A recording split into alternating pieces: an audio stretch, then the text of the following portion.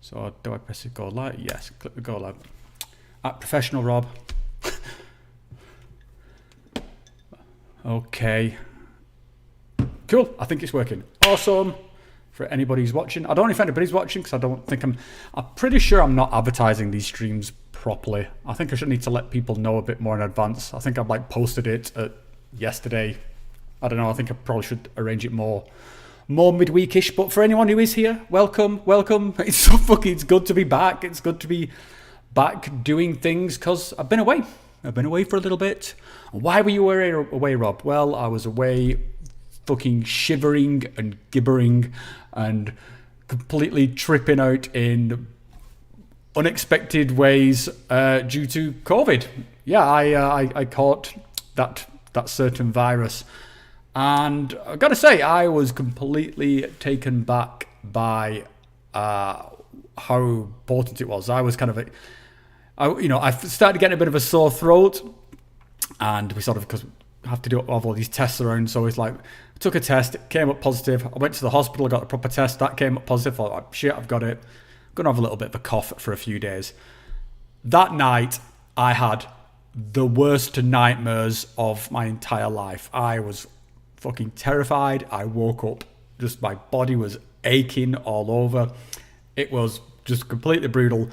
And then for about 3 days fucking straight, I was having like fever dream delirium. Like, this is kind of like what I'd imagine something like Iboga is like. I was completely tripping out, sweating, hallucinating, just aching all over. It was fucking awful. And I'll probably talk about that a little bit in a moment, because I've just put out this video today on integration, and there was like some element of integration. I mean, because I hate to be like that guy who like that fucking, you get these hippie fucking people, and then after they have like some experience, then everything is like that. So, I'm like, oh, everything is like an ayahuasca trip. But this actually was like an ayahuasca trip. It was fucking bizarre, and I had no idea it could do that. So yeah, I'll get into all that in a minute, because it's kind of it's funny. It's fucking, well, it's certainly a story. Just before I do get into that, just for like the people joining it on YouTube, just want to explain kind of the format here. Obviously, this is a live stream, but we do have the capability for you guys to be able to like call in and like sort of be a voice here on this live stream, be like a guest speaker. If you want to do that, there are some instructions in the description below. Basically, what it involves is that you have to join our Discord server, the Adeptus Psychonautica Discord server, and I'll just show a screenshot. There is a channel there called Stream Calling. If you join that calling stream, join that channel, then there is a button there where you can press where it like raises your hand, and then I will see that you've raised your hand, and I can bring you up, and we can have a chat, and everyone will be able to hear it. It'll go out as part of the stream, and yeah, kind of like my platform is open to you guys. I think it would be cool if we could sort of keep it on this kind of like, have a bit of a theme this week of like integration, because I'm integrating loads of shit, and I've just put out a video on integration, but I'm not going to be some authoritarian dickhead. We can talk about absolutely anything, just if you've had some experience that you want to share, or something that you want to ask me, or something where you think I'm a complete bellend and you completely disagree with me and you want to sort of debate it out. We can do that. We can do anything you guys want to. This is my platform, open to you guys. So yeah, I'm looking forward to having a jolly good chinwag, and we'll just see where it goes, really. Okay, so let me just check in my notes. All right, well, yeah, I'll just come back to the my little COVID anecdote. So yeah, when I was like, having all these fever, sweats and aches and stuff like that. And then I had this, what was very similar to a kind of like a mystical experience, like what you have on sort of ayahuasca. And the kind of the funny bit is, I'm going to throw this out there for if any of you guys have seen this. I'm kind of in my 40s now, so I'm like a child of the 80s. So I grew up in that. One of the movies I loved when I was growing up was The Dark Crystal. I don't know if you guys have ever seen this. It's fucking fantastic, or at least it was for the time. Like I still love it. So I was basically yeah, the basic synopsis is this very fantastical kind of Jim Henson Muppety thing about like sort of this far off fantasy world. And yeah, I basically started hallucinating that world of all these like fucking different planets that were sort of in alignment and all focusing its energy through this crystal, and this race of beings that the story within that movie is that there is this race of beings that are so like godlike and perfect that but they're kind of obsessed with continuing to perfect themselves, so they do this experiment on themselves to try and burn out any imperfection, and it ends up separating them into two like dualities of like good and evil, like sort of thing. So you've got these. It's crazy. This fucking movie has got the most in-depth like backstory to it, and I was like sat there like shivering and fucking gibbering and just going through all this lore and all this like fantasy story. It was crazy.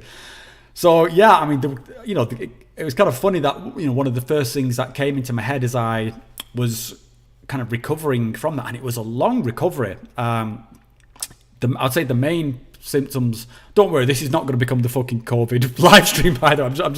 I'm just explaining where I've been for about the last 5 or 6 weeks. The main symptoms were about like fucking a week, and that's with all this tripping out and stuff I mentioned. But then even afterwards, I was just like zero energy. My voice was kind of fucked. I was just coughing up blobs of goop. It was, yeah, definitely not fun. But anyway, I'm glad to have a bit of energy back. And Rachel's also the same. She was that was kind of another painful thing when I was going through this, but then like the person you love is kind of next to you, and they're also suffering. And so we're just kind of got to picture this. We've got 2 kids. So we're locked in our bedroom because we're trying to keep them away from us so that they don't catch it. So me and Rachel are just kind of basically locked in our room, rolling around in our bed, moaning and groaning and sweating and just shivering. It was fucking disgusting. But our kids, like, we just gave them the credit card. We were like, do what you need to do. So they've just been like living, like sort of the life, the entire house has just been their kingdom, and we were just been, shivering away. So anyway, that's why I've been away. And first of all, I want to say thank you so much. Like, I got a lot of really nice messages from people wishing me well, and yeah, everyone, particularly like the people on Patreon who sort of donating money to the channel and sort of been very generous and patient in waiting. So thank you to everyone. Thank you to everyone who's supports this channel. All the guys on Discord who've been like, Discord was kind of like my lifeline to the outside world for about for that time. So all the guys on Discord, like, I really appreciated it. It's really helped me get through it. Okay, so I think that's about as much as I want to talk about fucking COVID. What else do I want to say? I just wanted to mention, actually, and it ties into just my kind of gratitude to the guys on Patreon. I'm actually going to change the setup here a little bit, and I thought this was worth talking about because I've kind of invested a little bit of money into getting some new technology to cover this kind of streaming side of things. So I'm doing it kind of fairly basically at the moment. But I had this idea that something around the kind of like the streaming aspect, because this is one aspect of what I do here with the channel, and I'd say the main bit is the kind of like the video essays that I put together, the commentary, that kind of stuff, and that's I don't see anything particularly changing there. That I love the kind of the editing part. I love that kind of that creation, that narrative part. So that's always going to be my main focus. But I do enjoy this stream part, and I was kind of wondering if there is a possibility of making this kind of streaming, what do we call it, thing, into something similar to what goes on in the kind of like in the political space on things like Twitch, or or the philosophy space. There are these kind of communities which are very active within the streaming, whereby it's not just one person streaming to another, but the actual community itself is interacting. So I think the classic example here is kind of like Destiny. For you guys who don't know, Destiny is a very popular, sometimes controversial. I like Destiny's content a lot. I think he's very, even if I don't agree with him on everything, I think the way he presents his arguments is very rational and structured. So I was wondering if it would be possible to create that same kind of psychedelic discourse like there is for the political discourse or the philosophy discourse within the kind of the streaming world. Or maybe it's already out there and I'm just completely oblivious to it, but I've not seen much of it. And I'm just kind of wondering how to go about that. And I think one way of going about it is to sort of do more of this kind of streaming. And in order to do more of this streaming, I thought I'd better update some of my technology that I used to do streaming. So I've invested in a few things so we can do stuff like, when people are posting in the chat, it would kind of like appear over here somewhere. If you ever see any like the proper professional streamers, they've got this kind of like nice setup whereby like the chat on the stream is integrated into the visual stream, and they've got these little widgets that do stuff like if somebody does a super chat or something like that. So, but then the kind of the other thing is this ability to interact, so that I've got an opinion, somebody else has got like another opinion. Again, this is all within the psychedelic space. I'm not talking about me getting into fucking politics or any of that, because I've got like zero energy for fucking politics. But I think there's some stuff here within the there's a lot of conversation I think that's worth having between the psychedelic YouTubers, psychedelic streamers, whatever. And so I'm just kind of working out if there's a way to do that. But I think, like I say, I think one way to do it is just to maybe put more of my own content out there so that I can be inviting more people into these streams. Again, very much, I'm completely ripping off what Destiny does here, in that, he'll stream or something and then he'll just bring people in and then they'll chat about it, which is kind of what I do here with you guys, but I'm just being able to do that across stream. I'm working all that shit out. If anybody knows anything about any of this stuff I'm rambling about, please let me know, DM me, let me know. I'm a total noob to it, so I'm trying to figure it all out. So yeah, that's kind of some of my ideas going out there. So let me just have a quick check through the comments, make sure that so quick question here from Oliver Fritz. I'll just see if I can but firstly, hello to everybody who's commenting. Flavor Labs, my old mate. Oxitism, I hope that's how I pronounce it. Dakity Zero. Okay, so Oliver says, I would like to visit a retreat centre in South America, but they are too expensive for me. Are there alternatives for healing? I mean, yeah, there are alternatives, but you kind of, I think Oliver, what you got to do is view these things as not necessarily the same. That doesn't mean that one is better or worse than the other. A retreat centre is a fairly specific kind of therapy. You're basically in like 24/7 therapy in a controlled environment. People report. I mean, and it also depends on what it is you're trying to resolve. Some of these retreat centres also, by the way, just to let you know, offer free places to people in need. So depending on what your situation is, reach out to them. I've known people who, like sort of veterans with PTSD, who've reached out to a retreat centre and been given a free place just because it was, they were in need. So, reach out to some of these places. But otherwise, there's always the at-home option. But again, depending on what it is you're trying to deal with, will depend on how effective that might be. So I hope that answers your question, Oliver. I think as somebody else has pointed out, though, if you want to have a chat about it, come on to the Discord. Okay, so just before I come to the people who've got their hands up on Discord, okay, you're gonna have to, if I can ask for a little tiny bit of I'm not sure what I'm trying to say. Yeah, basically, I'm probably about to go on a bit of a rant because I just wanted to comment a little bit on the video I just put out today, the one around integration. I just, as a a bit of the kind of the backstory here. I've just seen so many people popping up around in like psychedelic forums, on things like Instagram, on other kind of like circle jerky type places. I mean, you know what I mean? Like Instagram to me is very circle jerky. It just seems like it's become like a place to pimp out whatever it is you're trying to sell. It's becoming less of like a place for images, a place to be creative. I think it's now just becoming very over commercialized, which is a little bit sad.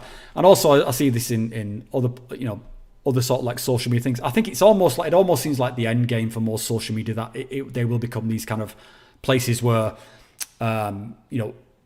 very ad heavy, where people are paying to get sort of position and stuff like that.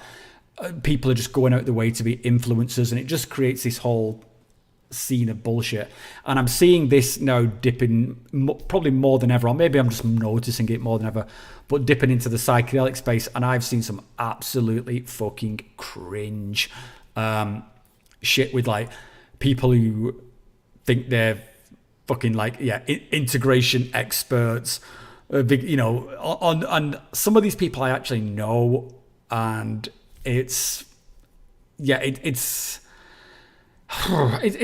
I'm still kind of processing it through in my own head, because I know I don't begrudge anyone making a living or charging for some kind of service, but I do begrudge a little, or I do get exasperated with people who suddenly think they're fucking, I remember when I first started getting into this stuff, there's loads of people who just like declared themselves to be a shaman because they drank ayahuasca one time, and then the medicine talked to them and told them they were now a shaman. I was like, oh my God, dude, have some fucking self-awareness, for God's sake.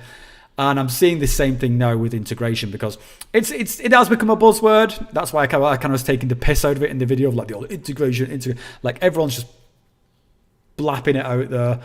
And and like in the video, I don't think a lot of people really know what it means. They just know it's something they can market.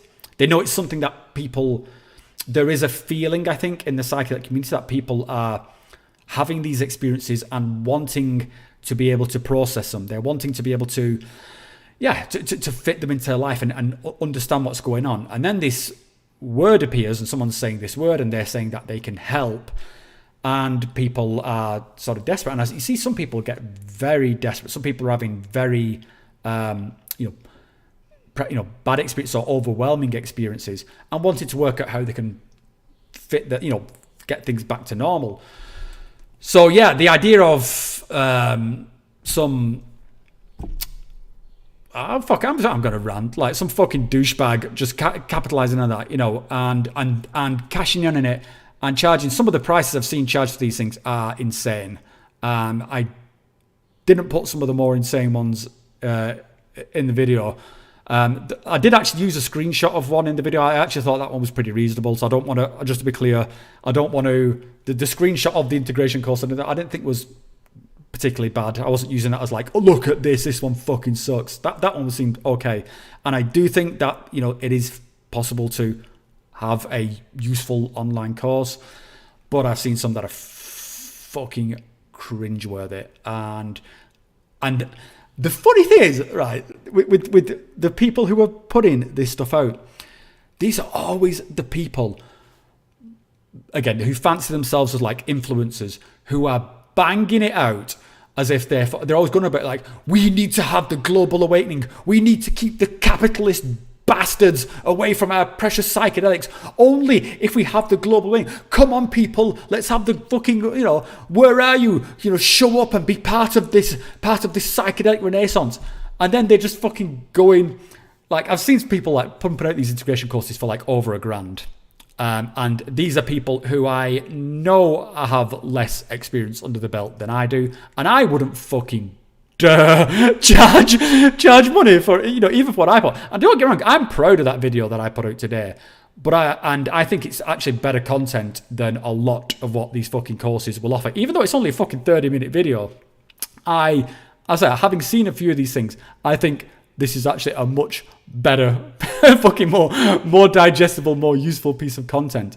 And the idea that someone would put out less content than that and charge close to fucking $1,000 to it, to some fucking poor bastards who are like struggling to fucking, you know, put the fucking head back together after some experience.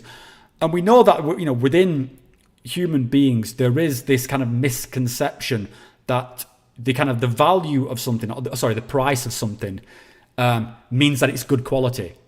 So, you know, the online course that costs over $1,000 must be better than the free shit. Than the free shit that some fucking English bellends just pumped out on YouTube, or even than some of the good shit that costs a lot less. You know, like stuff that's going out, like say for, you know, like $60, $100, whatever. You know, again, it's about what the value of the content is in that thing rather than the actual price of it. But yeah, that people, you know, would assume that the more expensive one is better, and so might pay up that. And that, you know, with the people who are sort of grifting on these things, they only need a few of these kind of whales to pay these sort of money, and that's cha-ching for them. They've kind of done it, and all they've done, like I say, is just sit there and say, oh well, in order to integrate, you need to meditate, and you need to write stuff in a journal, and you need to. That's it. Thank you. You know, actually, they pad that out for about fucking 5 hours, but that's basically the gist of it. And yeah, you're lucky if you get a fucking something you can print out yourself, where like get a colouring book or something like that.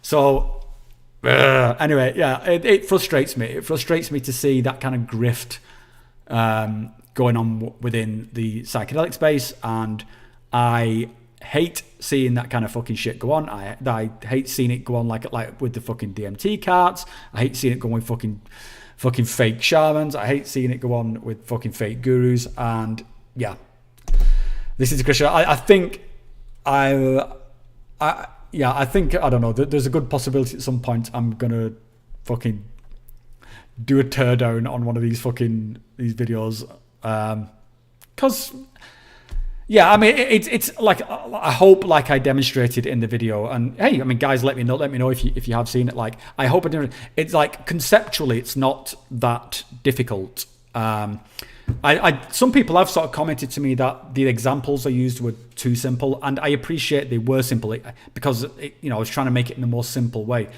But you know, you could use the exact same example for something, say what people might consider more relevant. So, you know, if we use my personal example of around what I went through trying to resolve and integrate these experiences around my mother's suicide, it was still the same process. It was still that I had an insight into, you know, okay, how I get over this? How can I forgive my mother? How can I accept this situation?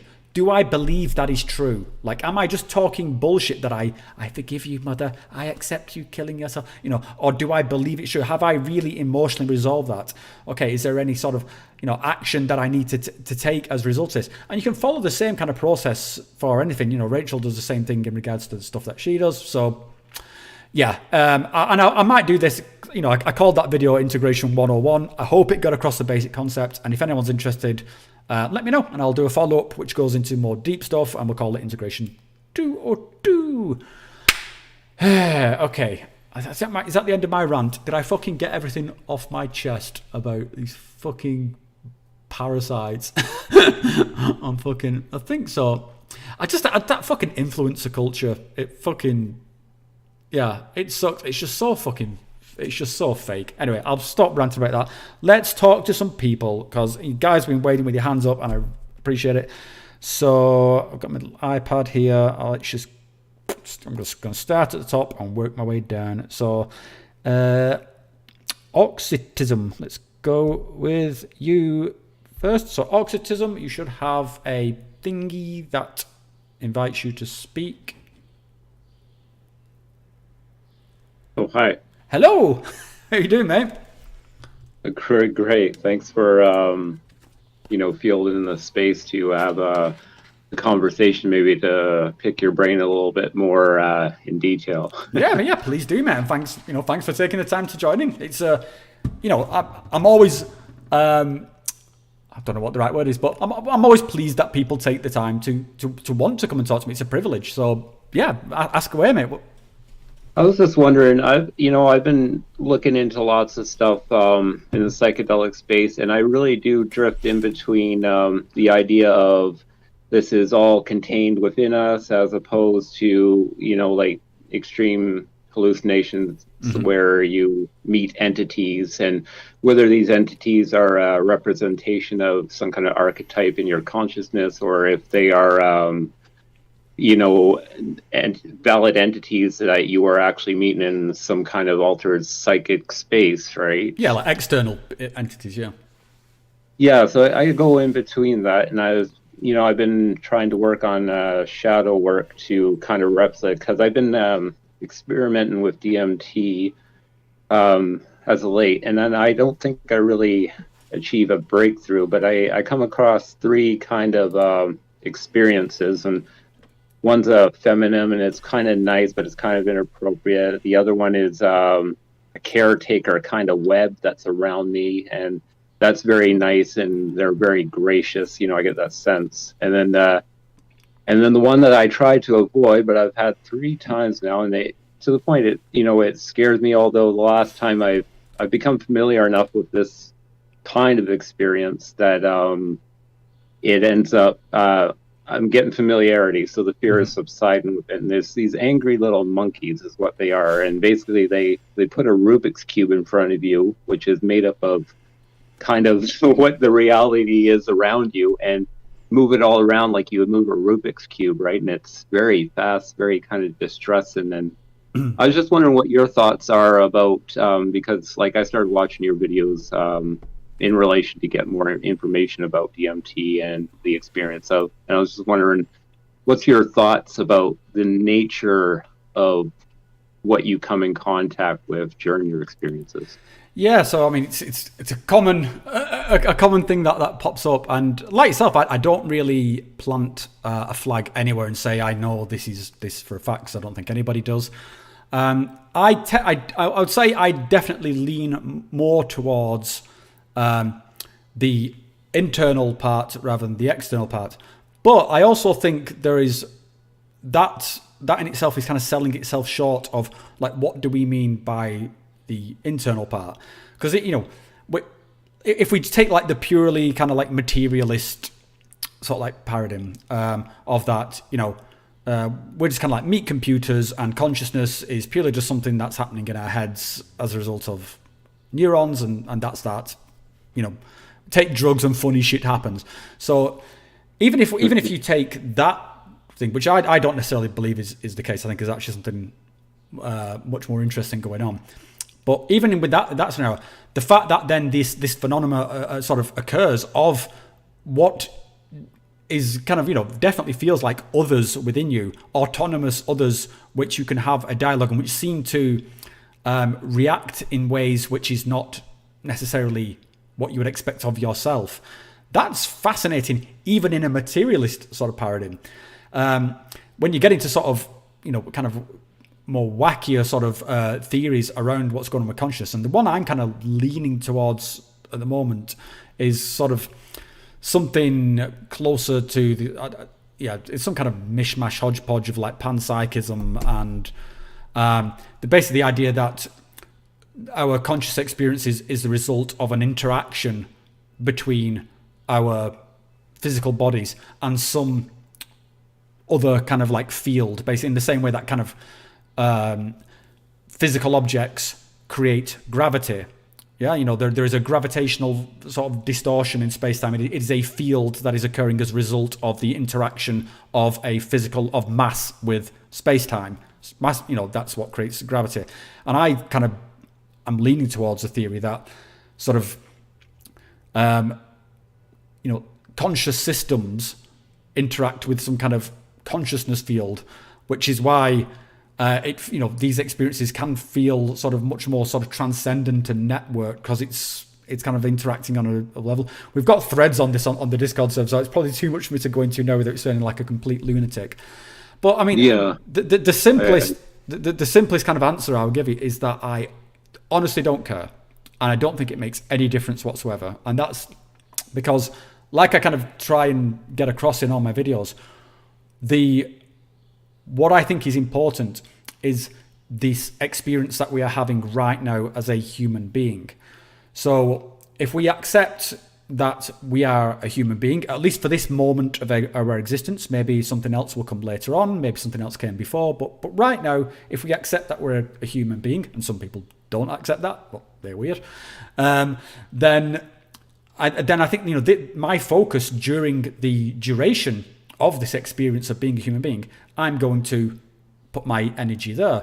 So yeah, are there trans-dimensional aliens out there? Is there portals being opened in my brain? Is DMT doing that? Is it sort of Jungian archetypes? All these things are equally interesting. They're all equally fascinating, and I kind of equally don't really give a fuck. What I care about is what that experience does for me in this experience right now. Because, I mean, you can sort of ask yourself the question. I don't mean to be flippant, by the way, by saying I don't give a fuck. I'm not dismissive of it. But you can sort of ask yourself the question, if any one of these things was like, could be 100% proven to you as absolute fact, as absolute scientific fact, would it change anything? Like if it was absolutely proven to you tomorrow that this is aliens beaming teleported beings into your head for the duration of DMT, what does that do to the experience? And I would say it doesn't really change anything. But that's just me. Okay. Does that help at all, or is that... Yeah, I get it. It's very good that you're talking about integration, because, like I said, these monkey kind of experience I had is a very negative. It was very, a negative experience, and I'm trying to avoid it, but then I'm trying to be sort of like authentic and face, get the trip you need, kind of thing. You get the trip you need and face that. So, I want, obviously, to integration, and it's, thanks for the topic is really good timing for me anyway, because I felt just approaching my shadow and approaching it like that did help me. Well, what is it really trying to say to me? Try to make sense of it. So I appreciate it. Yeah. Yeah. Well, I think in regards to experiences like you describe, where you're having some kind of interaction with something that is, let's say, unpleasant. It's got a negative kind of, quality to it. I've certainly had those experiences. In fact, I've made videos about almost expecting experiences like that because of the nature of what I was kind of working on at the time, which was kind of pretty dark issues. When I was going through that, and I think this, I do think this is what does lean more towards the internal psychological representation, because I believe that it's because of that is why things like psychedelics can be so healing, why you can resolve things like trauma. So if we think about it, sort of logically, if we suffer some kind of trauma or some kind of issue, and we have an inward journey, and through that inward journey, there is the potential to resolve these issues. And that's, been sort of reported all over. That's been studied in clinical trials. It seems to be that's the case, that people are resolving trauma through doing this. If that was happening through some external means, in that it was, it's just like being beamed into you, that doesn't seem like it would have the same kind of trauma resolution. It's like you take some kind of psychedelics, the aliens appear, magically fix you. The aliens know what's up with you, or the dimensional beings, or whatever it is. They know what's up with you, and they just fix you. I don't know. It doesn't ring as true with me that's what the mechanism of what's going on here. And certainly when you do things like, let's say like ayahuasca, you go on these big sort of healing journeys. It does feel like an inward journey, and it's certainly an inward journey with the assistance of this substance, or the spirit of this substance, that you're merging your consciousness with something else. But the actual the nature of the journey itself seems to me like it's an inward psychological one, So yeah, that's why I lean more towards that than a completely external experience. But I would certainly not deny that I've had experiences where it definitely feels like this is completely external, and there's no way this could possibly have been created by me in my brain. So yeah, that's why I kind of have to sort of like bow out a bit and just think, okay, well, I'm just going to, what's important is what I get from it. So yeah, I'll leave it to smarter people to do that kind of work as come up with the theories. And for me, I'm just going to reap the benefits. To be honest, which sounds a bit greedy, but that's. I totally agree. I can. My experiences, I could definitely agree with what you just said there, and that's a good logic leap to take it as that perspective where it's just the benefits and really doesn't matter. Thanks for that. I think so. I mean, I think it's one of the things. I kind of hinted at this a little bit in the integration video, where I think when you're going through this kind of process, it's very easy to get distracted in stuff that seems critically important. So conspiracy theories crop up a lot, but even just this like this need to understand the nuts and bolts of the experience.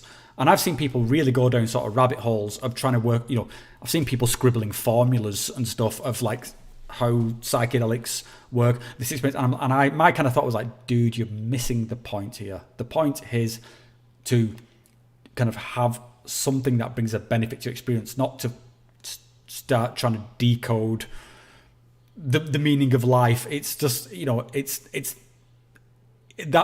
seems to me like someone getting lost down a hole. So I think I appreciate it can sound like a bit like a cop-out, but I just think it's like, that's not what I came to learn. That's not what I came to want from these experiences. Sometimes you want to have your mind blown and so, but I don't necessarily feel the need to understand it. I feel like it's my job to experience rather than to know.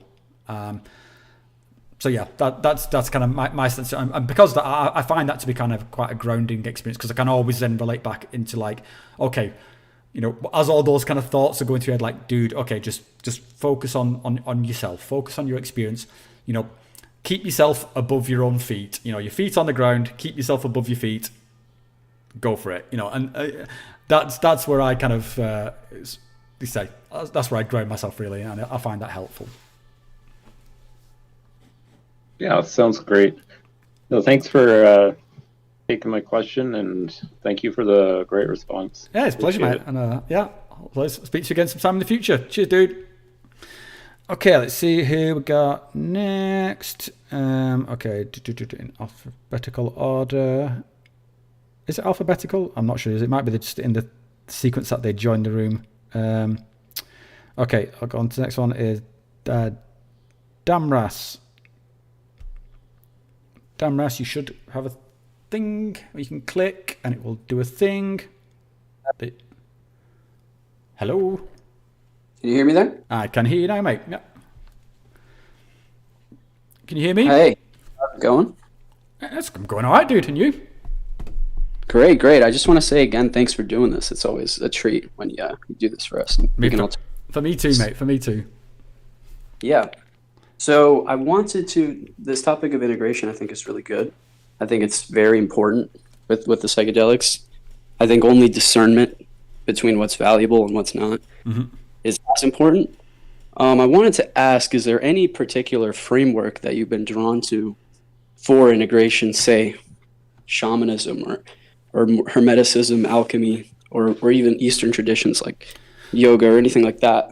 Would you say anything you've been drawn to for integration as an easy or manageable pathway?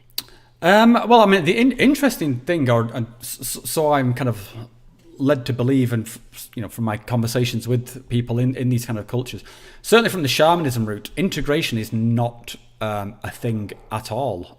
So if we're talking about like sort of traditional sort of shamanism in Peru, this word, integration as a concept is purely a fairly modern invention in terms of like, you know, these kind of frameworks that are appearing. If you talk to somebody in like a traditional shaman in Peru, yeah, for them, because of the way their culture is, there is no need for integration. It's just baked into the culture. So if we can sort of like parse out what I mean a little bit by that. Yeah.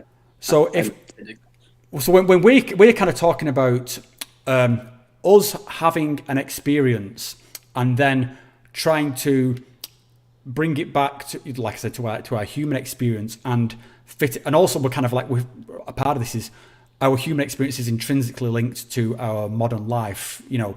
Whereas the guys in South America, these guys are completely comfortable and happy talking about the transcendent experience they had the night before over breakfast or while they're at work. They're at work, like, you know, building a house. Part of their society. Yeah. There's no part of their culture whereby someone is going to look at them and say like, "What the fuck are you talking about?"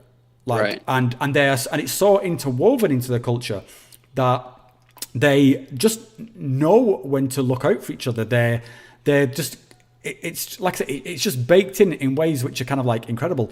So they don't have this kind of, I mean, this is part of why, you know, when you know, in these cultures, you know, the shamans are throwing like ayahuasca down the neck, like, you know, 4 or 5 times a week, and it's there's no big deal for them at all.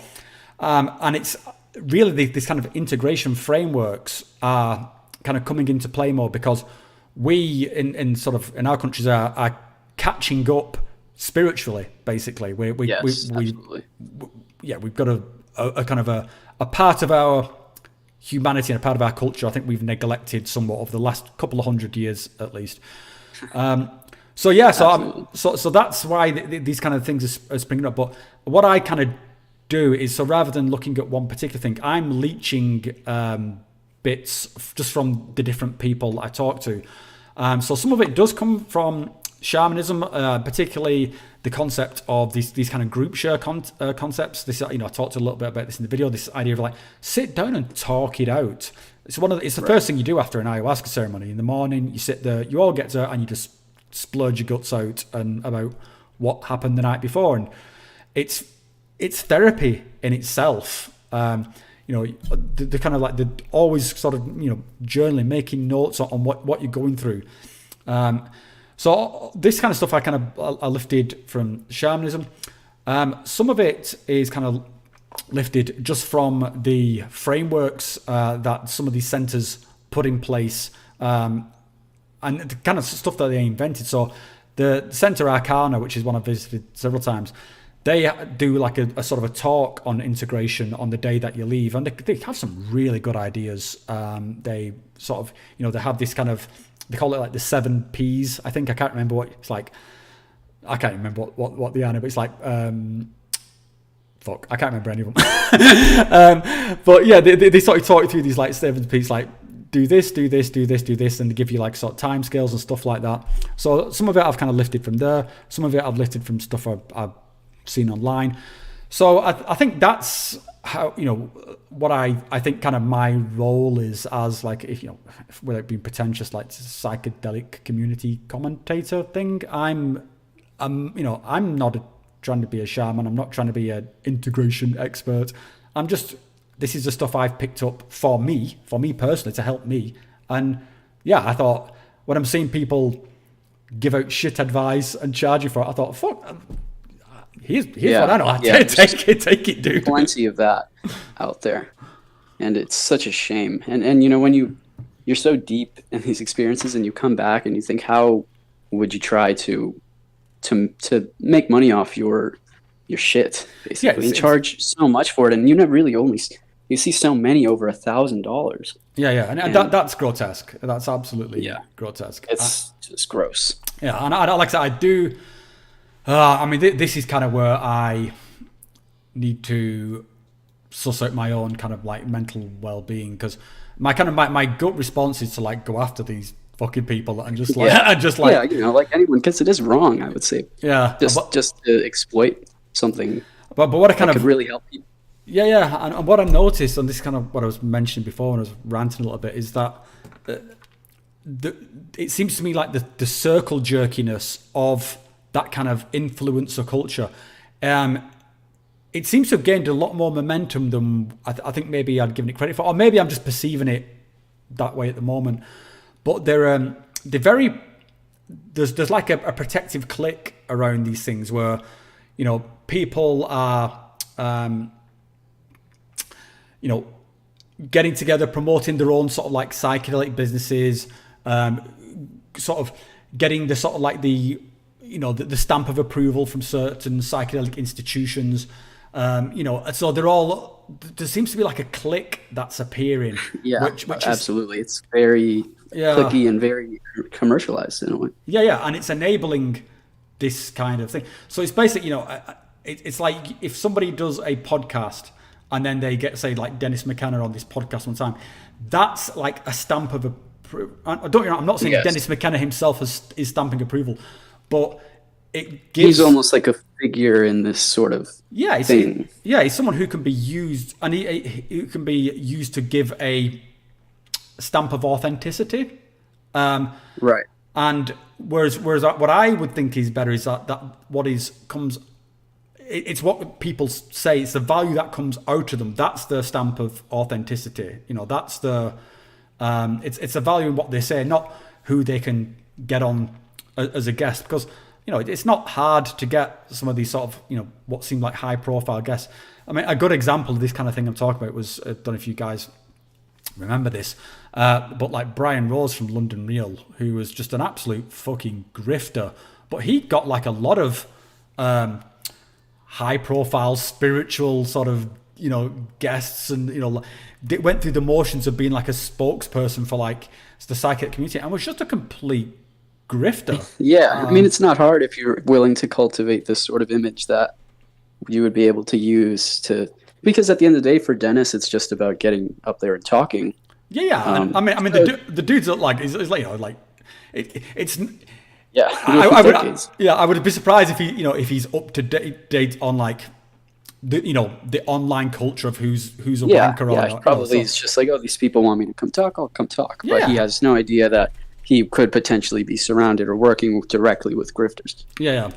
So that's why I kind of I'm hoping with what I can do here is like sort of head some of these people off at the pass, and that's why I wanted to make that video, so that maybe somebody, I hope, will see that video and not feel like they need to go and spend some money on. Yeah, I mean, it's useful because there's a lack of discernment where people see things like that and they fall into it, and they're spending money and they think they have to get this sort of spiritual progress on their path. Mm-hmm. And a video like that can stop someone entirely from falling into that. So it's definitely valuable, I'd say. Well, I hope so. I mean, that's kind of my intention with it. But yeah, like I mentioned before, I do think people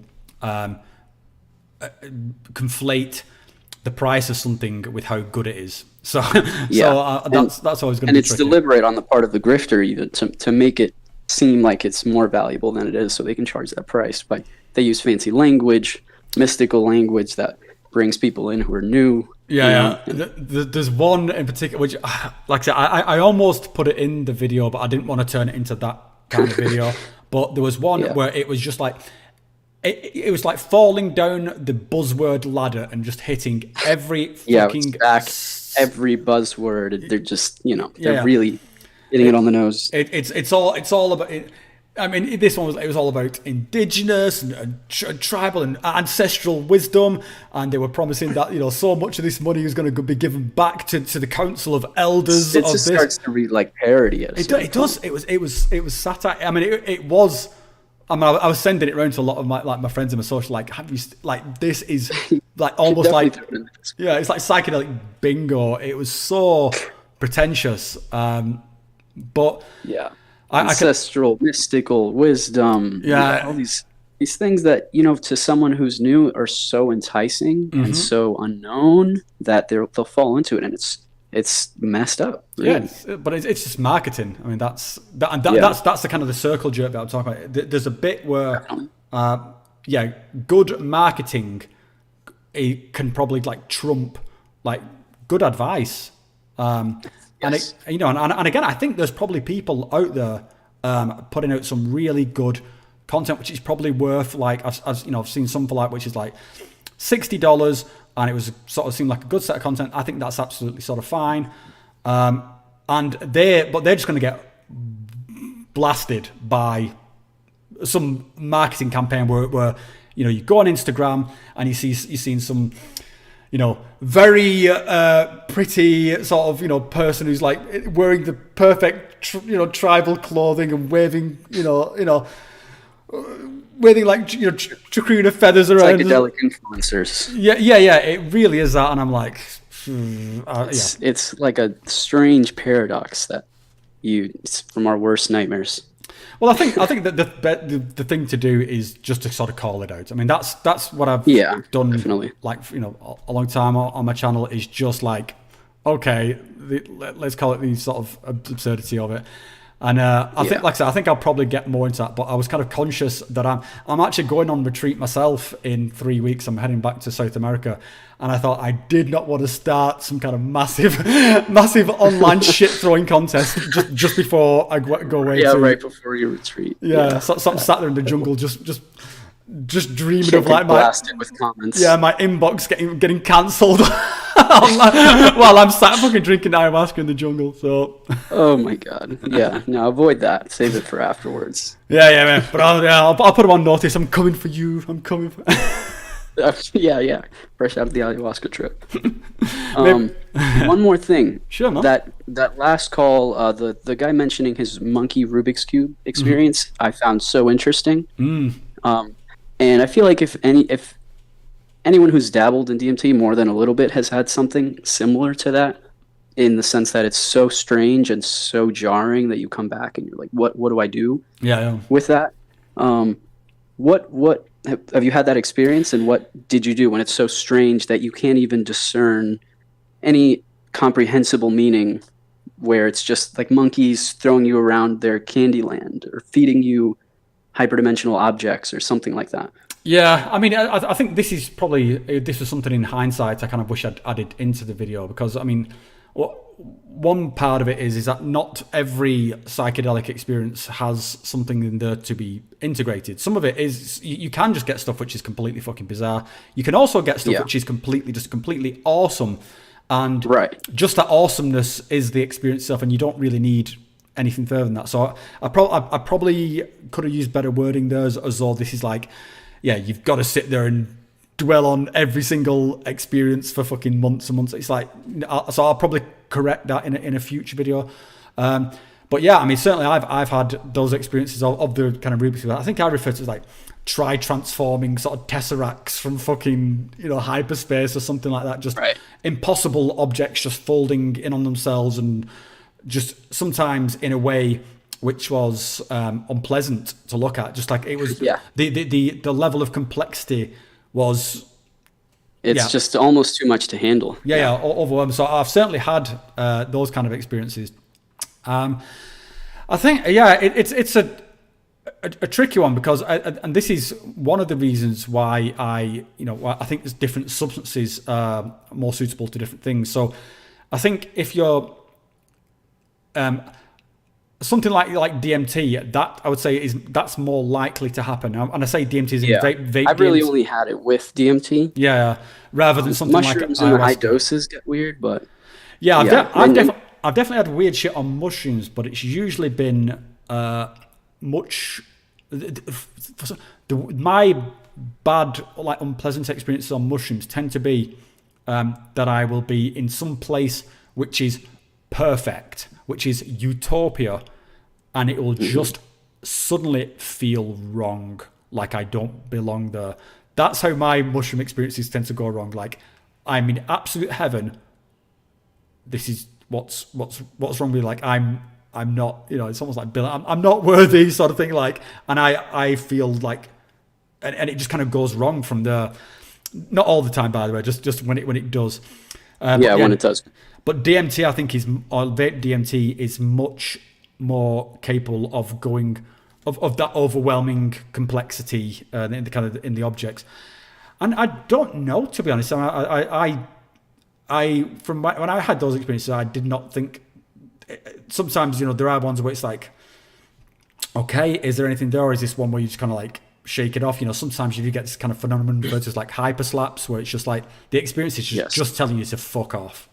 Like, so, you know. Yes, those.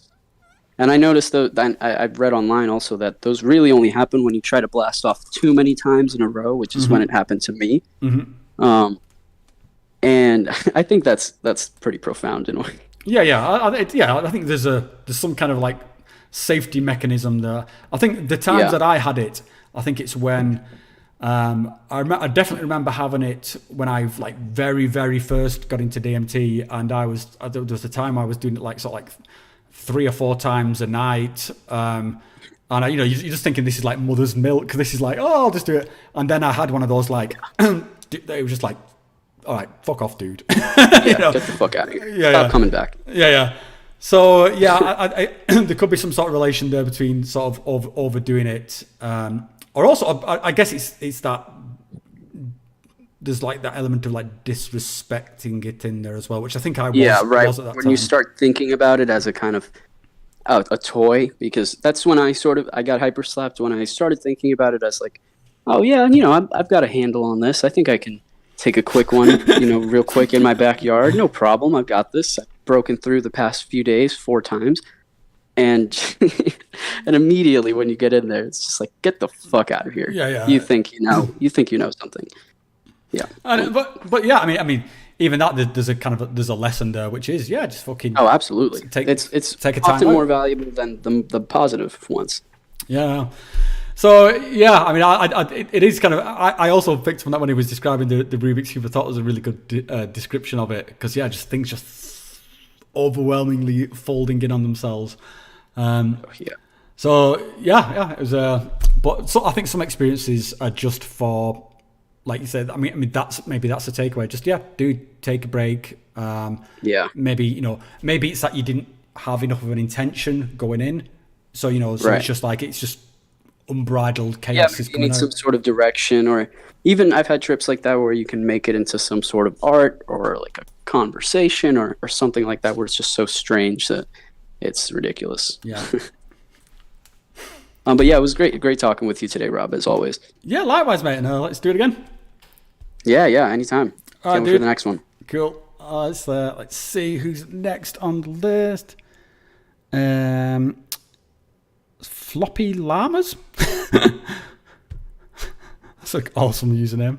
Floppy Llamas. You should have a little button thing you can press. You can come and have a chin wag. Yeah, can you hear me, Rob? I can, mate. How you doing? Hey, man. How's it going? It's going good, dude. We're here in New York, man. Thanks for letting me speak. It's my pleasure, mate. What's on your mind? So, let me turn my volume up. I can't really hear that much.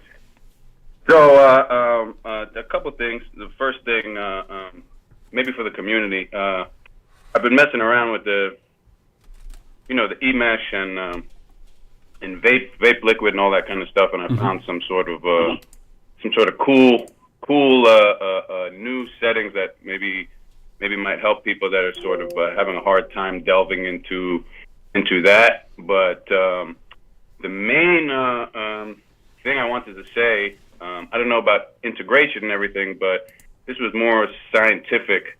I was looking into some studies on the 5-MeO-DMT. I've never done that. I've just done NN-DMT. But I'm looking into the lizard's tail and some parts of the tadpole in the toad, and they say there's some healing properties, because the lizard will grow its tail back if you pull it off. And they said that those properties only start up when the cells go through a process of sort of like losing themselves or forgetting certain cellular functions, and then they'll go into the process of regrowing. And I just think it's interesting because I haven't done 5-MeO-DMT, but I've done some salvia, salvia 25X, and man, I don't know if it's even close to the same thing, but I sort of forget, myself, and everyone starts laughing, and I'm in this empty white room. But I just wanted to know what you thought about that, because I know on 5-MeO-DMT you sort of sort of forget the ego, I guess, not really yourself. And I don't know if that helps you, move forward with your life or your purpose in general. But this is just a shot in the dark or something like that. But I just thought it was really interesting because Harvard published a study on it, and it's less so about spiritual integration and more so about maybe possibilities of some sort of breakthroughs in scientific exploration. I just wanted to know what you maybe thought about that. What was the connection between the lizards and 5-MeO? Was there were they kind of like? So I've got it right here. It says so it's called the axolotl. Oh, I know. I know axolotl. My sister has one as a pet. Okay, so in their tails they've got like lizards, the toads. They excrete some DMT. I think it's harder to take out because it's. Do they? No way. Tail and you can't just.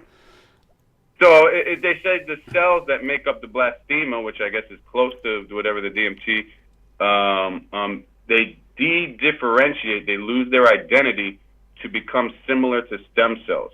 So that's what I'm. That's sort of okay. Curious about. I wonder if that whole process. I don't really know anything about it, but I was just. I'm doing DMT, and a few days ago I was with my friend, and he had mushrooms, and we were doing DMT, and in the city, and I don't know if it was the mushrooms, but he sort of had a profound experience where he saw whatever he saw, and so I was just, I was just looking into, I was just researching, and this came up. Sort of a random.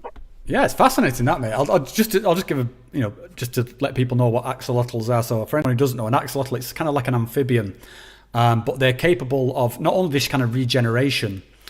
So yeah, if they lose limbs, they'll kind of grow them back, which is typical with a lot of sort of reptile, sort of amphibians and stuff like that. But they can also undergo complete sort of transformation. So if they're underwater, if they're living in water, they will grow gills. They'll have like sort of looks like horns kind of coming off the. They have like external gills. But then if they end up on land, they will shed their gills and start breathing like sort of through lungs. So they can like sort of transform the bodies in fairly dramatic ways and sort of shift between. So it's not just like a creature that's going for a swim. It actually physically transforms. So in regard to the 5-MeO DMT, I mean, I've not heard of that, and I'm going to go and look it up after this, mate, because that sounds fascinating. But yeah, I mean, I would say the subjective experience of 5-MeO DMT does feel kind of like a reset, like a kind of I've described it in sort of one of my videos on 5-MeO DMT as it feels like everything collapsing back down to the kind of like the default state. This is why people often refer to it as the God molecule, because it feels like everything returning to source, to the thing, the basic, building block of entire reality. And so the idea that that's somehow present within the cells, because I would imagine, you've got something like an axolotl, and yeah, if it loses a limb, and suddenly now this bit here is no longer a shoulder. Now it has to be a point of regrowth for a new limb. So it's got to kind of forget what it is. It's got to return to source. It's got to go back to its original sort of the form that it was made out of, and regrow it. So that's it's absolutely fascinating. And it does tie back into, I was a couple of weeks ago, I was at a conference where I live in Switzerland. I went to a psychedelic conference where a lot of research teams were presenting their findings. And one of the teams was doing work around, if you heard the term neurogenesis. So basically the ability of psychedelics to grow new neural pathways within the brain. And again, this is not some kooks ceremony. This was research teams here in Switzerland from somewhere like the biggest medical sort of institutes in Switzerland. So this was interesting stuff. And what they'd done is that this is, some people may not like this, but this is the reality of medical testing, is that they'd given rats strokes. They'd cut off the blood supply in some rats' brains to give them strokes, as if like a human person had a stroke. Something's happened, blood flow's been blocked to the brain. This kills off basically a piece of brain function, so that piece of brain kind of like effectively like has a lesion. It sort of dies. It cannot function in the same way, which is why people like lose half the mobility in the face, or they get paralyzed down one side because a certain bit of the brain has gone offline. And so they recreated this in rats, and then gave the rats DMT to see if this theory of neurogenesis, that the brain would heal itself by sort of growing new pathways around the lesions in their brain, if that would happen. And it does. The results were fucking astounding. So I think this is, as this kind of like science becomes more mainstream, I think we're going to see all sorts of crazy stuff. So yeah, I mean, without sort of, I don't want to go too far into the science thing, because I'm not I'm not a scientist, and I don't want to misrepresent people's works. But I've got to say, I was fascinated by that, and I'll definitely check out that article, mate. Well, that was also in this Harvard article as well, and they had taken sort of some nerve cells from instead of giving them strokes, the axolotl, they removed certain nerves in the brain, and it was harder for them to regrow. I think they still were able to regrow certain limbs, but certain nerve functions were like absolutely. I don't think they injected them with DMT as they did in the rats, but it was just testing that nerve function, and that was one of the main reasons I didn't really get into DMT because of that. But I've got like a nerve damage in my tooth, and my doctor kept prescribing some seizure nerve medication, and I didn't want to just get seizures. So I didn't think DMT was going to help, but I just wanted to do DMT in general because it was something fun to do.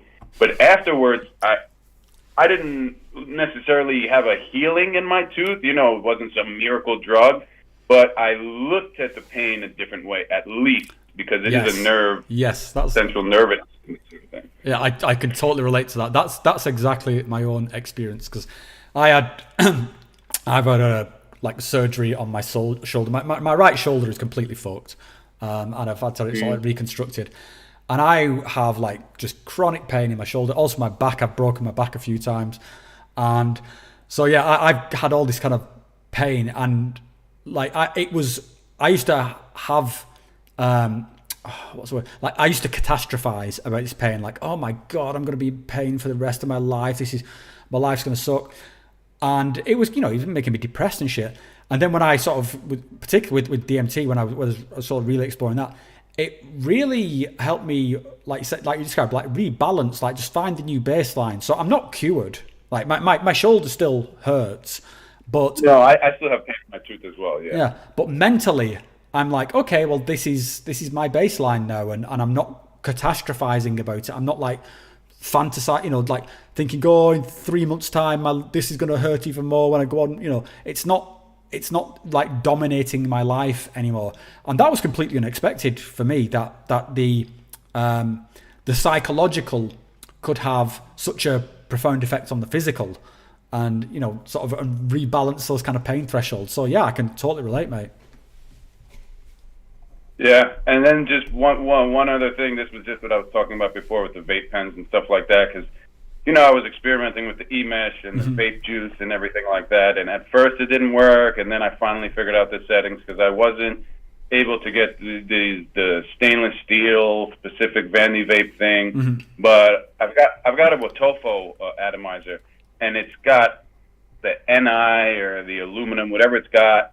But I find when it's on just a regular fixed wattage of 13 to 14 watts, it works perfect. It doesn't necessarily matter what mesh is on there. It's still you're still blasting off for sure. And then with the vape juice, there's a guy on YouTube. He's got sort of a dark name, but I think it's just as a joke. It's called Satanic International. I don't know, it's sort of weird, but he was messing around with the settings.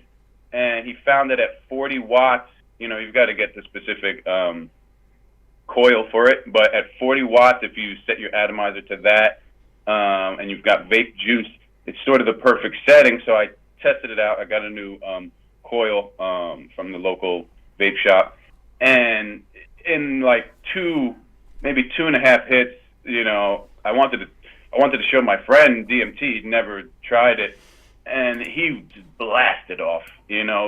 So I think at 40 watts, fixed wattage, with the juice, the E-juice thing, whatever that atomizer is called, it's pretty ideal for anyone who's just looking to have if they don't know about the E-mesh and they just go to the store, they usually have those liquid cartridges that come with the mod, and they're like about 60 altogether.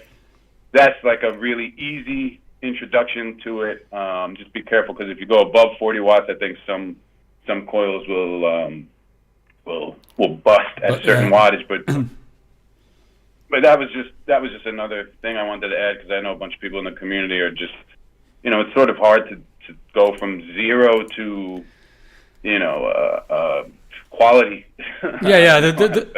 Yeah, I mean, this is, it was kind of easy for me when I first got into stuff, because I just started with a glass pipe, and with although I think the vape devices are infinitely better, there is this kind of learning curve to them, whereas kind of with a glass pipe, you're not getting, maybe it's not the most efficient, it's kind of a lot more faff, but you pretty quickly get somewhere, whereas people can get quite put off with these vape devices just because they can be a little bit tricky with the settings. So it's, thanks for sharing that. I think it's good to get as much information out there. And excuse me, if you've got time, if you just post some information in, we've got a channel on the Discord called Vape Help. So if you put your information in there, then people will be able to find it, and that'd be great. Oh, okay. Sure, definitely. Awesome. Yeah, man. Thanks a lot, man. I really appreciate you talking to me about that, man. It's my pleasure, mate. All right, take care, dude. Likewise.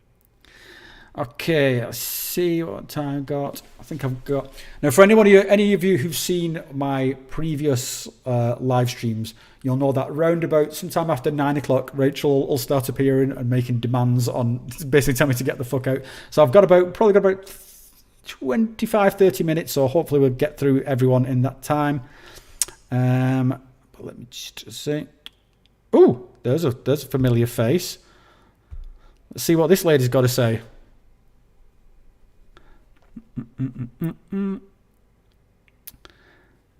There, she should have a thing which you have to click to accept.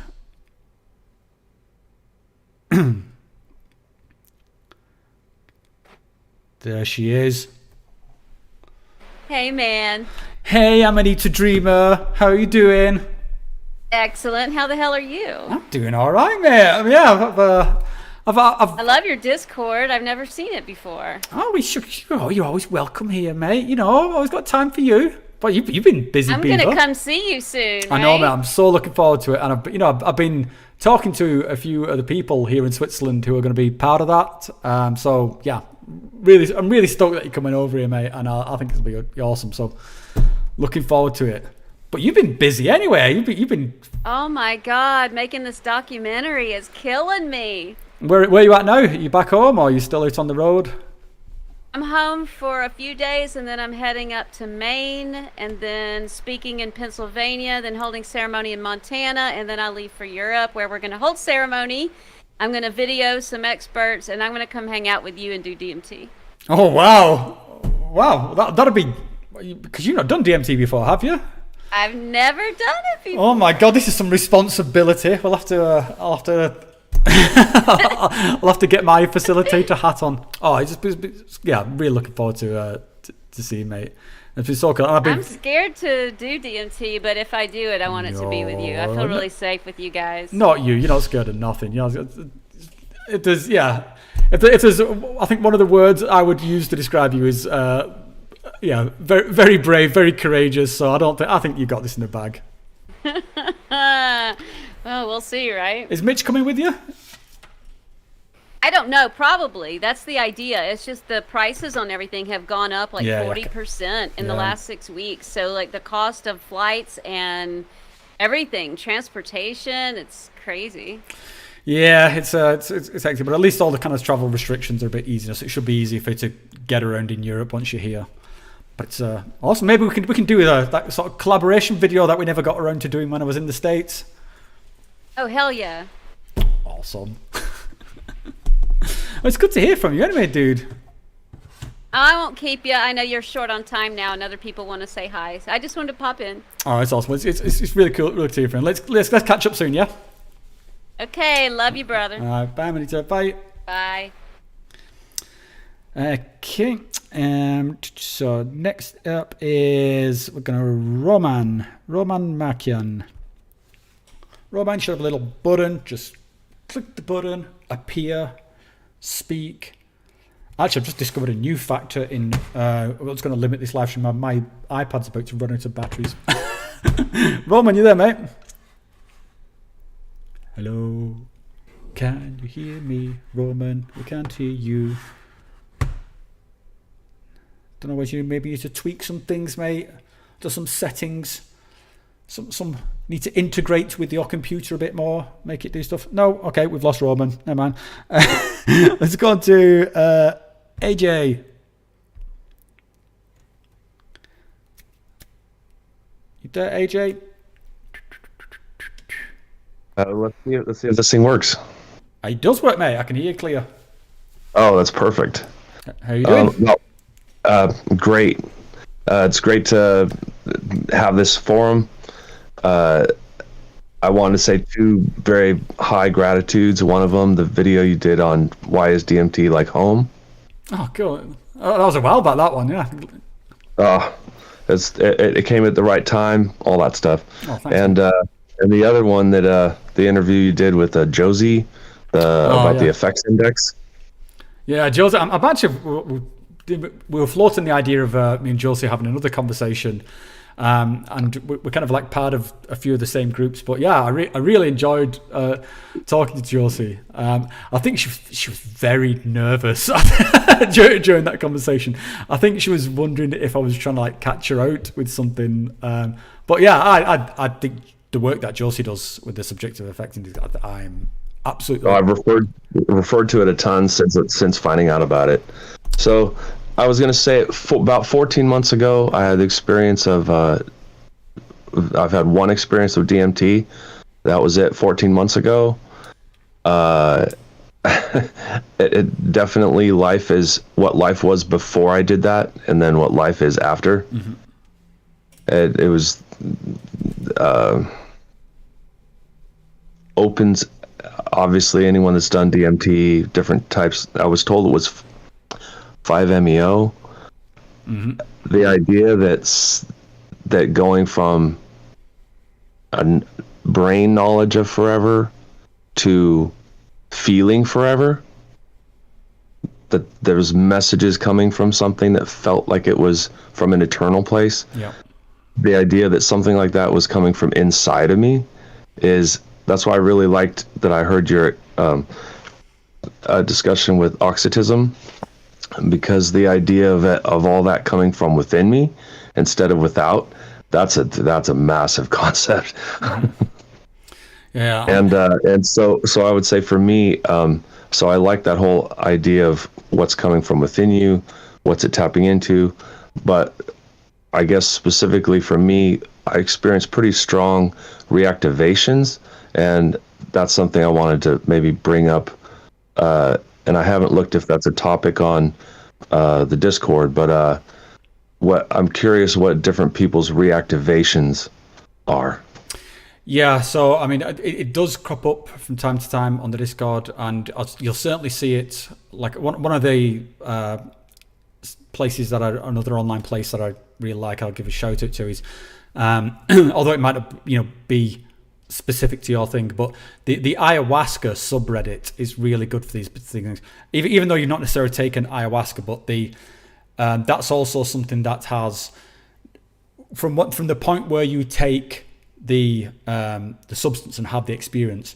There are certain substances which then have kind of like these long lasting repercussions. Repercussions sounds a bit harsh word, but a kind of a long-lasting period where things can reappear and resurface.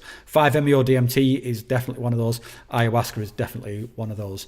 So you'll see a lot talk around reactivations on the ayahuasca subreddit, and that might be useful. But yeah, I mean, it certainly crops up. I think this is one of the things where I talk around. I did mention it actually a little bit in the video I just put out today on integration, because I tend to refer to this as this is part of the turbulence that comes afterwards, and I think it can take people by surprise just how vivid these reactivations can be. These can be visual reactivations, the headspace reactivations, emotional reactivations. So it can come at you from all kinds of different. Sometimes all these things are happening together. People like it just feels like they're straight back in that experience, and they can be reacting as if it's it was just happening. So for me it was really strong waves that did diminish over time. But one specific example, I was driving and one hit me, and I just had to pull over as quickly as possible and just let the emotions and the wave of it go through me, because there was no way I could drive. It was that strong. So yeah, I mean they can be like that. I think people vastly underestimate for want of a better phrase, what they are getting themselves in for. And this is why I try and talk about all this stuff. I think psychedelics are overwhelmingly positive, but there are elements to them which you need to be prepared for, just because otherwise they can they can be very disturbing. It can be like pulling the. I can only imagine what that was like to be driving down the road, and then which in itself is a potentially stressful situation, and then to sort of have one of these things. So I would kind of view those in the same way that I would view pretty much any other psychedelic experience. Again, that's not to say that everything there has to be pulled apart and dissected and sort of integrated, unless if there is something in there that needs to be integrated. But I would certainly sort of, the way I try and these things, certainly when I've had them myself, and I have had them, is just the thoughts, the headspace I try and use is that how best to explain this? That basically I just try and view myself as like a clear pane of glass that experience is moving through, so that when something like that happens, I don't necessarily have to sit there and understand it. My job at that point is just experience it, because it's happening. It's happening. You can't fight it. You can't try and sort of resist it. You've just got to let it pass through. And if you can do that, this is kind of this, if you can accept it and sort of let it just move through you, then granted, if that happens on the middle of a motorway or something, that's a fucking tricky situation. But if it's happening in a normal place, then you can just sort of, let it move through you like any other sort of kind of turbulent, emotional, psychological, visual, upheaval, and just pass through you and not let it sort of, basically overwhelm you or make you bring you fear or sort of anxiety. And then, I guess it would relate a lot back to the experience, the original experience, and that's where I would kind of focus, the stuff I've talked around integration. It's always on that sort of original experience, like, okay, what does this mean? Because then understanding that would then help you understand things like the reactivations. Does that make sense? Or? That's great. Yes, I like the whole pane of glass analogy, and I would say 14 months later, it's diminished to where it's something I can actually, if I stop my life and be quiet, I can kind of call it up in a gentle way and re-experience a touch of it that's almost like accessible, and that's been the most beautiful thing over time. Yeah, I think that's my own experience too, is that I think when we have one of these like really big, profound experiences, it's all, the way I think of it is like we're planting a flag somewhere in this, whether it's like, I'm not sort of talking like a physical flag, but however you want to whatever framework you want to use to explain things, but we kind of plant a flag somewhere, and then it's like a memory then almost. It's something we can call back on. And I certainly get sort of times when, I'll sit out on the sort of on the outside, and I'll be smoking a sort of cigar or something, and I'll just sort of dial. I always use the phrase like dial back, as though it's like a sort of old modem sort of internet connection. But I dial back into those experiences, and I can sort of feel it. I can feel what it meant to me at that time. I can feel the things that kind of arose there, because it's something that's happened to you. Then it's an experience. It's a memory. It's part of you. So yeah, the idea of it sort of it doesn't just. I don't think these things just disappear as we kind of sober up. I think they're there, and I think they're there to be used. And I think if you can use reference them in a sort of a way that is bringing you some comfort or some value, perfect. I would say that is a good sign that you are integrating or have integrated that experience. Thank you, Rob. All right, mate. Okay. Awesome. All right. Well, I hope it continues working out for you, mate. Take care on the roads when stuff like that's happening, and I'll just see if I can get through these last few calls. So I'll speak to you. Hopefully, I'll speak to you again, mate. Bye. Now, just before I take another corner, I can see my wife is lurking in the background. She's telling me she wants to do stuff. Go on. Minnie's not had dinner yet, and I need to finish mine. Okay. Can you give me 5 minutes? Okay. But yeah, Rachel wants a dinner. Well, we knew it was going to happen. It's a thing. She goes out on a Sunday night, and then she wants to come back. She wants a dinner, and that's fine. So we've got one last person with the hand up, and that's Anton. God, I sound really fucking entitled to people want to come and make the dinner while I want to sit here and live stream. I should probably move the computer to somewhere where it's like not right next to the kitchen, because we live in this open plan apartment, you see, so like the computer's here, the fucking kitchen's there. Yeah, I'm not really in a camper van, by the way. Okay, Antonio, you're the last one for today, mate. How you doing? Oh, do you hear me? I do, mate. Hi, Rob. Hello again. How are your lungs? COVID. Yeah, man. That sucks. But how are you doing? I'm alright. I'm not really, actually. Okay, man. I had a question for you. Sure. But first, I know we have only like 5 minutes. You said, right? Yeah, mate. About 5 minutes before Rachel kicks us out. Yeah. After the last stream call, which was like 1 month ago, I remember your conversation with Rachel about weed. I wanted to contribute to that a little bit. Sure. And team up with Rachel a bit, because my impression. Of course, I'm not here to preach, the benefits or whatever of weed. I've seen a lot of people not having a great time with it, but or thinking they have a great time and not having any good results. But as from perspective of a person who never had DMT or ayahuasca or mescaline or anything like that, only salvia, which is pretty dark, and weed. That's all I had. I think that may be just like a fresh idea, I think that weed is actually, for me, it's been like obviously the most, because I've never tried anything else, but it's been pretty insightful to me, I know there is, I remember your conversation with Rachel, you've been, you brought up the question, how much is too much, and of kind of like self-indulging activity with it. I'm pretty sure it can be overdone, and it surely can be addictive for a lot of people. And I guess maybe it can be addictive for everyone. Who am I? But when you spoke about integration, I've been thinking about it a bit, because I don't know how it is with ayahuasca, how much work is done for you and how much work do you have to do afterwards. But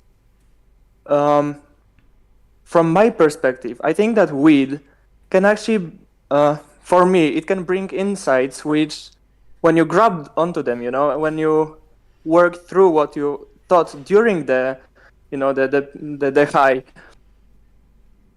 I find it pretty helpful too. I wouldn't. So just to sort of make my position on weed clear, I would not disagree with anything you said there, mate. And I by witnessing Rachel's sort of use of it, I think she gets tremendous value from it. So the reason I personally don't do it, it's not because I'm dismissive of weed. It's just that I personally don't enjoy the effect. I don't like the way it feels on me. So and I've always said on my channel, not every drug is for every person. So weed. I would love. Let me tell you, I would love if to be able to get into weed, because the idea of just being able to come home and drop like the stress of work and just smoke a joint, and that kind of weed culture, I think is it's cool. I wish I enjoyed weed more, but I just don't. It just doesn't. It's not my drug. But I'm nobody to actually tell you anything, but I don't know how you feel, but I also didn't. I used to have a pretty bad time with weed. When I smoked, it used to be horrible and paranoid and quite uncomfortable anyways. Sometimes it was like overthinking, sometimes paranoid, sometimes just weird, creepy, and then I took a break and then started from very, very low doses. When you use the grinder, I used it's funny, but it worked because I'm pretty sensitive to it. I used to smoke one grinded particle of it. It's literally like it's like the size of maybe, I don't know, 3 grains of sand, or it's very, very small. But it's very strong these days as well, though, isn't it? So it's even something that small. I mean, I've built up from that like minuscule amount with with a lot of like music, my favorite pieces, which always put me into the zone and everything. And after a couple months, now I can get into a bit higher doses, and they're not bad anymore. I mean, if you ever think about trying that, then I'm just telling you that's a thing. So apparently you can reprogram yourself to feel it differently. I've thought about like sort of retrying it. The last time I did it was probably just maybe a year or two ago, and I used to smoke weed when I was like a teenager. It was part of like the sort of cliques, and I didn't enjoy it so much then. I tried it at various points. Yeah. That's no. I'm not. I would not dispute at all that there is value there in that. All right. I got you wrong, because I thought that what you said was that psychedelics are killing, and then weed is weed. No. I mean, I would always. I try to avoid this kind of my drug's better than your drug kind of shit. I think like I think all these things are sort of equally useful in different applications, and for sure. I mean, I think it's obvious the world over that people are getting a lot of benefit from weed, whether it's for physical pain relief, whether it's for sort of spiritual sort of pursuits, or whether it's just for having a good time. I think I'm absolutely sort of fine with it, and I don't doubt its efficacy at all. And I wish I could get that kind of benefit from it. Maybe I will try it. You know what? Maybe I'll try your technique of trying a few grains, and we'll see if that makes any difference. Take it very, very slow. Yeah, but because we have I had a lot of other stuff to talk about, but because we have the limit of time now, I want to talk to you about one problem that I have. Okay. Which is a bit more ideological right now. Something that weed cannot help me with. I've honestly I've tried to get some insight into it, and I do every time. But when it comes to applying these insights in my life, a lot of stuff has worked. Since like in last couple months, I've changed a lot of stuff in my life after weed, and just applying the insights. But this one doesn't work. I have a problem with tolerance. When I'm just extremely allergic to bullshit. And you and me both, mate. I'm speaking to you because I know that you are too. But apparently, or at least it seems so. You don't really get it. You don't let it ruin you, completely. And I have a problem. I want that when I think about, obviously, I think that both can. Anthony, you're breaking up a lot, mate. It's hard to tell what you're saying now. Yeah. I'm sorry. One thing that I'm pretty sure that psychedelics, from what I heard and from my own Salvia experiences, I had for sure one message, which is like the strongest prevailing message that, even Terence McKenna was, I think, trying to just shove down the people's throat, that we don't know anything really.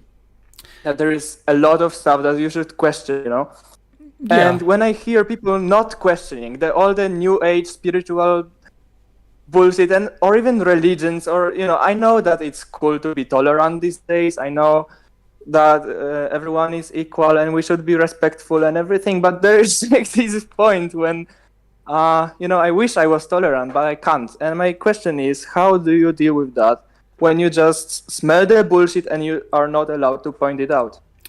I think that we could probably talk about this one for a long time, so I'll try and give the abridged version. I think there's a difference between. First of all, I'm sure there's a lot of people out there who would say that I'm completely intolerant of these things and I'm an absolute asshole because I just call this stuff out. Oh, well, they haven't met me yet. But the way I sort of think of it is, the ones where I tend to go for them is if I think they are not sincere. So I think people can have different belief systems, and I think there's conversations that you can have between those belief systems. So someone could, think I'm full of shit, or I could think they're full of shit, but that our own ideas are fully formed, so that we can have a dialogue between us and we can work stuff out. And I've certainly had conversations like that with people where it's like I wasn't going to agree with them, but we were there in good faith. I think that's another important thing, that you have to be having a good faith conversation. If you're just out there to sort of bitch at each other, which, sometimes that happens, but that's not ever going to be a productive conversation. So if you can have a good faith conversation with someone who has at least thought about their ideas, like they've rationalized them, they've got their own logic, they might be completely wrong, you might be completely wrong, but at least you've both got some idea here of what's going on. And I think this is one word, just to sort of bring up an old thing. I thought the kind of like debate thing between myself and Symposia was interesting, because they had their ideas and I had my ideas, but they were both fairly fully formed, even though they were at odds with each other. But you could have a dialogue around that. The ones where I find it especially frustrating, the ones where it's time to just tell people to fuck off, is when they've not got those ideas fully formed, when basically all they've done is import some bullshit which they've clearly not thought about, because you can take it apart in seconds, and when you do, they will get very aggressive, they'll get very emotional. So we've seen this on everywhere, where you get someone who's like deeply religious or claims to be deeply religious, and the moment you challenge that religion, they go fucking nuts, because they've never thought about it, and so they're just not used to. It's not even occurred to them that there could be some challenge, because they've just imported the whole thing straight into their head and parroted it back at you. So those ones, and this is where I get a lot in the comments, like on some of my videos where I've called certain people out, and I will happily deconstruct people's belief systems for them. And you will see, you can watch their confidence drop off in real time. So just to... But how it feels to me, is that is the majority. I mean, at least how it feels to me. I may be just totally wrong, but it feels like it's the majority who hasn't thought it through. Because absolutely it is. Yeah. If you really think about it, if you really question yourself, you won't be able to believe in it anymore. Yeah, Again, mainstream religion is a perfect example of this. You could, most people who I know who would claim to be Christians have never read the Bible and never really thought about what these things mean within the Bible. I know a lot of people who are Muslim who have got no idea what's actually stated within the Quran. And again, this is not me wailing on those particular religions. I'm just saying that it's very common for people to be supremely confident in what they claim to believe and actually know fuck all. Absolutely fuck all. So that's where I kind of split my kind of tactics between those kind of people. If you are up, if you know what you're talking about and you are up for a good faith conversation, I will talk to absolutely anyone. Absolutely anyone. We might not agree, but I'll certainly talk to you. If you're full of shit and I know that you're full of shit and you've not even taken the time to not be full of shit, then I'm just going to fucking turn you in, you asshole. And you're going to look stupid. Yeah. So, anyway, mate, I'm gonna have to wrap it up because Rachel's got to. Okay. But yeah, I mean, I'll tell you what. If you come on to the next one, we can talk first, and we can have much more time. Yep. Yeah, that would be great. Okay. Awesome. Thanks. All right, dude. Yeah, have a great day. You too, mate. Right. So thank you to everybody everyone who's called in, everyone who's taken part. I didn't get a chance to go through all the comments and stuff, all the written comments. Oh shit! And I've just seen that there's a super chat from Auxism, so thank you so much for that, Auxism. I've got to go. Rachel's going to kill me if I don't get the fuck off here. So everyone, thank you so much. Put comments. Come on the Discord, have a chat with me. Let's do some awesome stuff. It's been great to talk to you again. It's great to be back. It's great to not be sick, and hopefully I'll speak to you soon before I piss off to Peru. All right. Bye, guys.